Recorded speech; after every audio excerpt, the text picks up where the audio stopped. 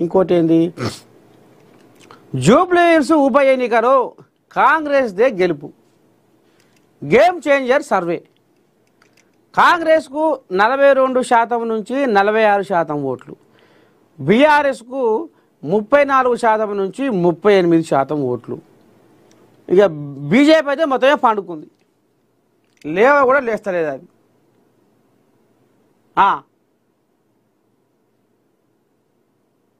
రేఖల వారంగా పొద్దు కూడా ముందుకు లేచేటివేమో, రేఖల వారంగానేమో కాంగ్రెస్ లేస్తుంది, పొద్దు పొడుస్తుంది అనగానేమో బీఆర్ఎస్ కారు లేస్తుంది. ఇక పొద్దు పొడిచి బారెడెక్కినా కానీ బీజేపీ లేస్తలేదు, మొత్తమే పండుకుందట.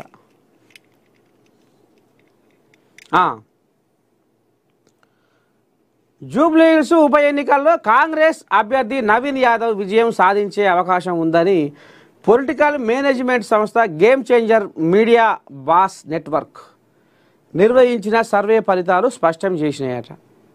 కాంగ్రెస్కు 42% నుంచి 46% ఓట్లు పడే అవకాశం ఉందని సర్వే అంచనా వేసింది.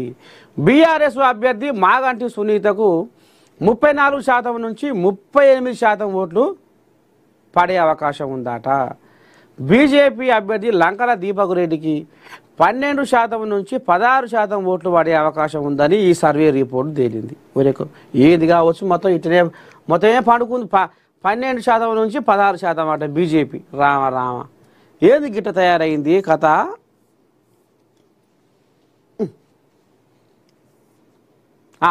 ఒక్కసారి బీజేపీ కోయిలాగా ఫోన్ చేద్దాం. ఏంది పిల్లగా మొత్తమే పండుకుంది, మీది పువ్వు మొత్తం ముడుచుకపోతుంది, ఎట సంగతి అని చేస్తే మరి ఈ కోయిలాగా ఏమంటుందో చూద్దాము. మరి ఈ కోయిలాగా ఏడ ఉందో, లేచిందా లేవలేదా?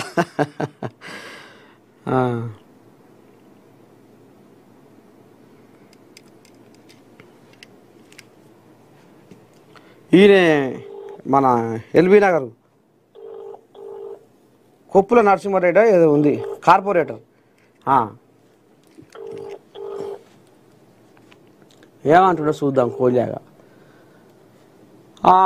సర్వే ప్రకారం ఇతరులకు 0.4% నుంచి 0.8% ఓట్లు షేర్ అవుతాయట. ఏది కొన్ని కోయిలాగలు ఉన్నాయిగా, ఇండిపెండెంట్ చేసిన కోయిలాగా. Game changer media boss network సంస్థ ప్రతినిధులు మాట్లాడుతున్నారు. వామ్మో, ఈ కోయిలాగా లేస్తలేదు ఇంకా. ఈ సర్వేలో ఓటర్ల అభిప్రాయాలు అత్యంత లోతుగా సేకరించాము. ఈ సర్వేలో సీనియర్ జర్నలిస్టులు, రాజకీయ విశ్లేషకులు పాల్గొన్నారు.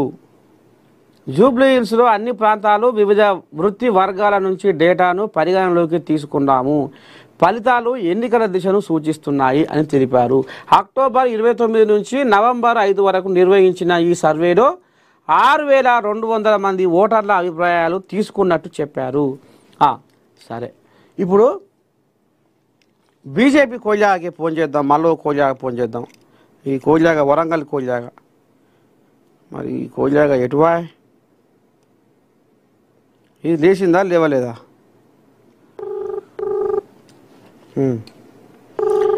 వరంగల్ కోయిలాగా కనవేన రాజయ్య యాదవ్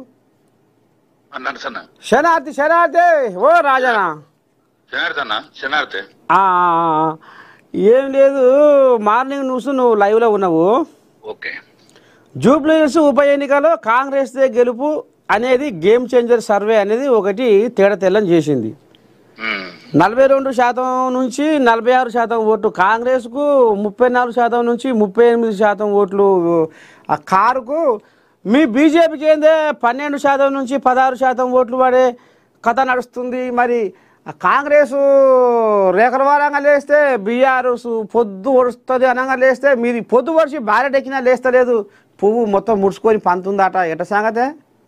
ఇది వరకు ఓటర్లు గాని, ఓటేస్ట్ మనసులో ముచ్చట గాని 9వ తారీఖు తర్వాత ఇతలకు వస్తుంది. అమ్మో, కనుక ఎవడు ఎగిరినా ఇంటారు, అమ్మా ఎవరిని ముచ్చటని ఇంటారు, ఎవడు ఎగిరినా ఇంటారు. అబ్బా, నోట మాట అయితే ఇతలకి రాదు. 9 తర్వాత రాముడు ఎవడు, రాకాశ్ ఎవడు, గెలిచిటోడు ఎవడు, ఓటేటోడు ఎవడు అనే లెక్కకు అప్పుడు తేలుతుంది. మరి నోట్ల మాటల బయటికి రాంది కడుపులనే పెట్టుకుంటే మరి ఈ కోయిలాగా గేమ్ చేంజర్ సర్వే అట ఏదో వాళ్ళు మరి ఇట్లా రాసుకొచ్చారు కథ అన్న కేకే సర్వే వచ్చింది మొన్న. అవు కేకే సర్వే వాడు టిఆర్ఎస్ ను గెలిపించిండు. వాడు గెలిపించిండు కదా. అవు అవు అవు అవు పక్కా అదే గెలిపన్నాడు. పక్కా అదే గెలిచింది. కాదేనా ఇప్పుడు సర్వేలు రాకముందు ఎమర్జెన్సీ పీరియడ్ లా కమ్యూనికేషన్ గ్యాప్స్ ఇప్పుడు నువ్వు నాతో మాట్లాడే అంత వీలు లేదు అన్నాడు. బా ఆనాడు ఎమర్జెన్సీ పీరియడ్ పత్రికల మీద బ్రహ్మాస్త్రం, ఏ వార్తా పత్రికలు లేవు, ఇంకా ఈనాడు యువతలకు వెళ్ళలే. అటువంటి రోజులలో శివుల ముచ్చట పెట్టుకున్నట్టు ఓట్లేషన్లు కాంగ్రెస్ పార్టీని ఖతం చేసింది అన్నాడు. ఇందిరాగాంధీ ఓడిపోయింది, సంజయ్ గాంధీ ఓడిపోయింది. అంటే ఆనాడు ఏముండే అన్న, నేను వీళ్ళని తప్పు పడతలేను, ఎందుకంటే వీళ్ళ స్కేల్ పెద్దది, వీళ్ళు మేధావి వర్గానికి చెందిన వాళ్ళు, వీళ్ళు వాళ్ళని మనం తప్పు పడితే వాళ్ళు ఊకుంటారా? అదే వాళ్ళని తప్పు పడితే వాళ్ళు ఊకుంటారా? మేము మేధావులం అని అంటారు.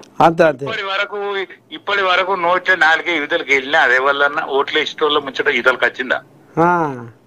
వీడు పండుగ చేస్తే పోతాను, వాడు పండుగ చేస్తే పోతాను, వీడు రమ్మంటే పోతాను, వాడు రమ్మంటే పోతాను. డప్పులు గయ్యే జెండాలు వేరు వేరు. ఇప్పుడు మా బీజేపీ వాళ్ళు వాళ్ళకు 10 ఇళ్ళు అప్ప చెప్తారు. ఆ 10 ఇళ్ళకు వాడు ఒక్కడు పిచ్చోడు మాత్రమే తిరుగుతాడు. 11 ఇల్లు ఇంకోనికి అప్ప చెప్తారు. ఆ లెక్క తెలియకుంటుంటది. ఏమో ఒక మాట ఏంటంటే ఈ కిషన్ కోహ్లీగా మొత్తమే ఇక అంత నేను చెప్పినట్టే వినాలి, నాతో వాళ్ళని నడవాలి అనేది మొండిపాటు పట్టింది. కాబట్టి కోహ్లీగాలు కూడా కాడెత్తేసినాయి.